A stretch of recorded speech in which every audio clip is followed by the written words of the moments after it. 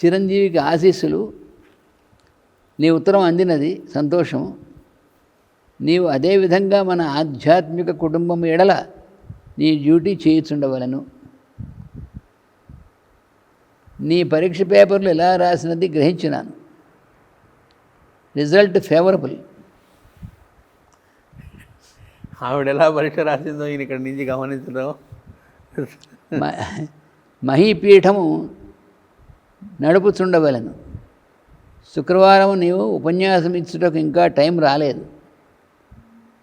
దీనివల్ల నీ మీద ఇతరుల అభిప్రాయములు ప్రస్తుతం ఎక్కువగును. మహీపీఠం క్లాసుల్లో నీ అభిప్రాయం చెప్పవచ్చును. మాస్టర్ కుతుహూమి అంటే దేవాపి మహర్షి గారు ఏపీ సిన్నటికి వ్రాసిన లేఖలో కొన్ని వాక్యములను అనువాదం చేసి పంపుతున్నాను. ఎన్ని అనువాదాలు చేశారు చూడండి. మాస్టర్ కుతుహూమి గారి లేఖ, ఎవరో సిన్నెట్ అనే అతనికి, నన్ను నీతో ప్రత్యక్షంగా సంభాషించమని వ్రాసితివి. ఆ సిన్నెట్ నాయన రాసేట వారికి, మాస్టర్ కుతుహూమి గారికి ఏమని, మాస్టర్ గారు మీరు నాతో డైరెక్ట్గా సంభాషణ చేయండి అని చెప్పి రాసేట ఆయన. రాసితివి. అట్లా మేము సంభాషించినచో వినుటకు, దూరశబ్ద తరంగములను కూర్చుకొనుటకు, ఆకాశ తరంగములతో మైత్రి చేయుటకు నీ చెవులకు కావాల్సిన సాధన నీవనుకున్న దానికంటే చాలా రెట్లు ఎక్కువ కష్టమైంది. నేను మాట్లాడిన నువ్వు దాన్ని వినగలగాలంటే దాని సాధన నువ్వు వేసిన సాధన సరిపోతుంటున్నారు. ఇట్టి శక్తులను నీకు ప్రసాదింపమని వ్రాసితివి. అది మేమెరుగని కొత్త విషయం. ఇది అసలు బ్రహ్మాండమైన రహస్యం చెప్పారు ఇక్కడ. ఆ శక్తులు మీరే నాకు ప్రసాదించచ్చు కదా గురువు గారు అని రాశాడు. ఇది మేమెరుగని కొత్త విషయం. నువ్వు సాధన చేయకుండా,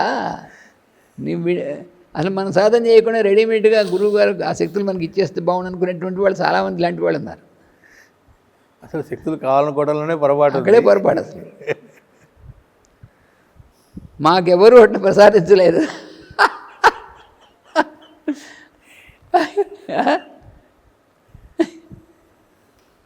అది మా గురువులకే సాధ్యపడదు.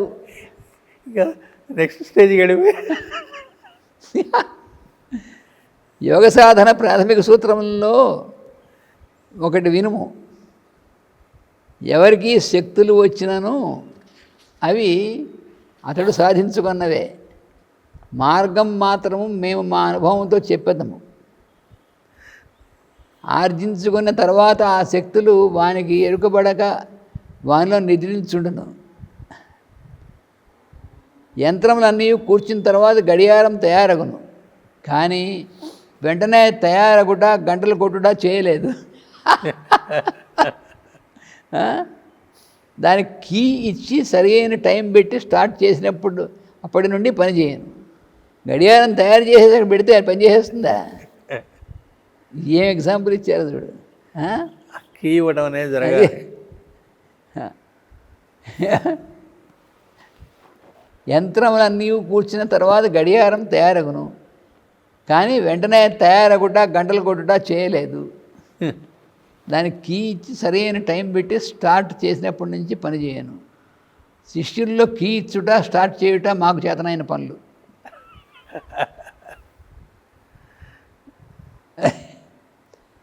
త్రికరణ శుద్ధి, నిరంతర మానవ సేవ, సహనము, ఇతరుల అభిప్రాయములతో సంబంధం లేక జీవింపగలుగుట, ఇష్టజనుల సంయోగ వియోగములు మనస్సును కదిలింపలేకుండుట కలవారికి ఈ శక్తులను ప్రకృతి ప్రసాదించును. ఈ రహస్యం చెప్పేశారు. సహజంగా వచ్చేవి అవి ఏ లక్షణాలు ఉంటే వస్తాయి. అవి ఎవడు ఒకళ్ళకొకళ్ళు ఇచ్చేటువంటి కౌర శక్తులు సన్నాసి ఒకటి ఇచ్చేది ఇంకోటి పుచ్చుకునేది. ముందుకు పుచ్చుకునేది కాదు. ఈ ఎవరైనా చెప్పాయంటే ఒకటి అబద్ధం అనమాట అది. ఆ శక్తులు ఎలా రావాలంటే త్రికరణ శుద్ధి ఉండాలి ముందు.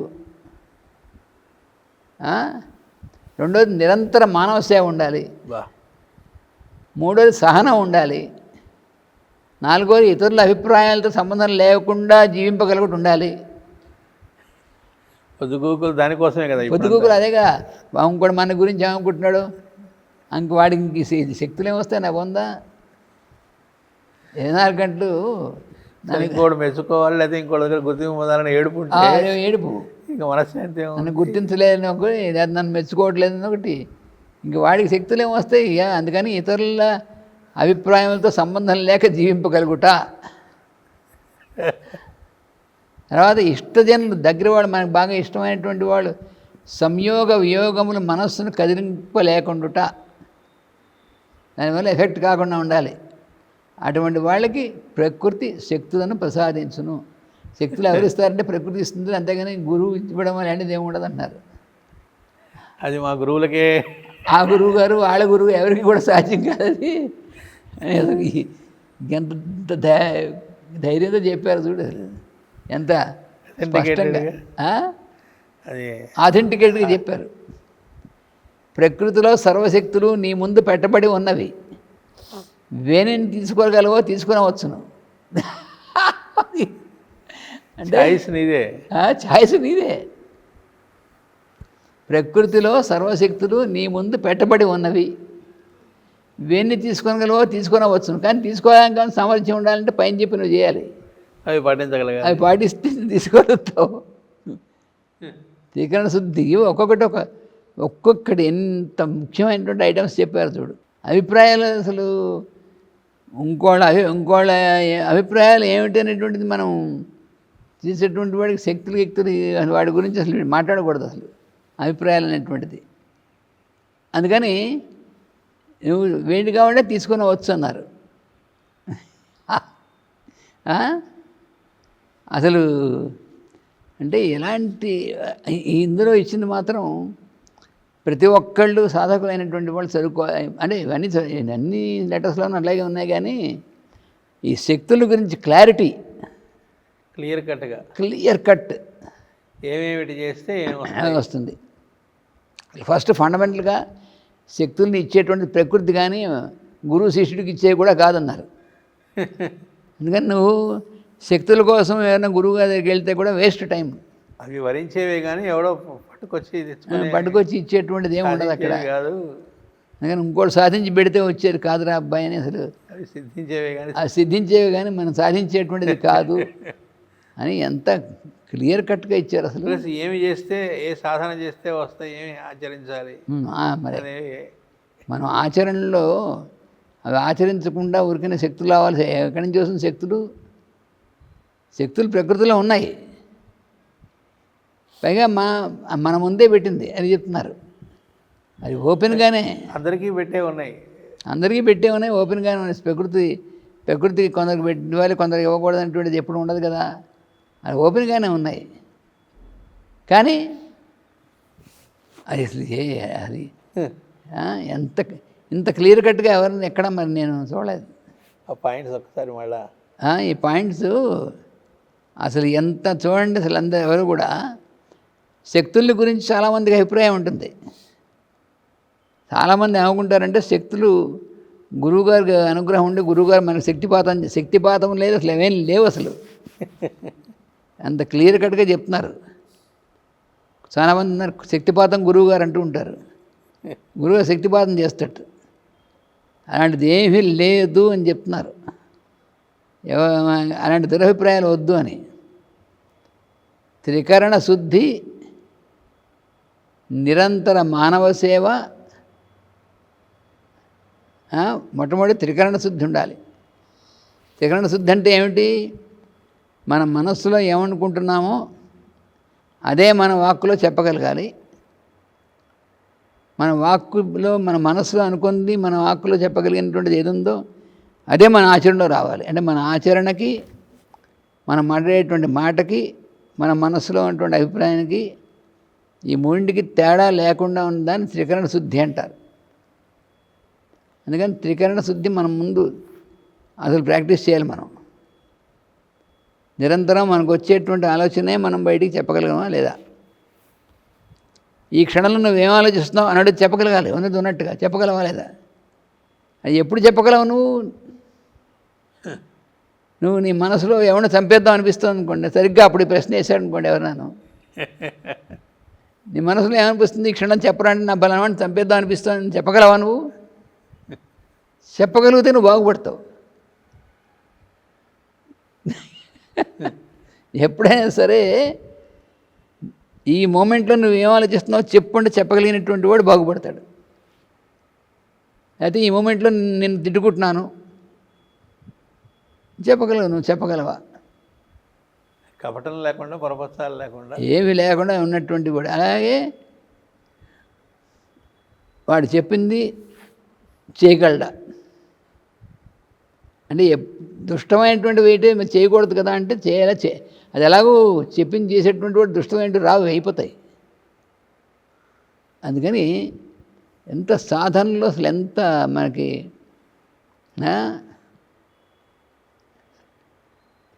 సహనం, ఎంత ఓర్పు అనేటువంటిది మనం ఎంత ఉండాలి.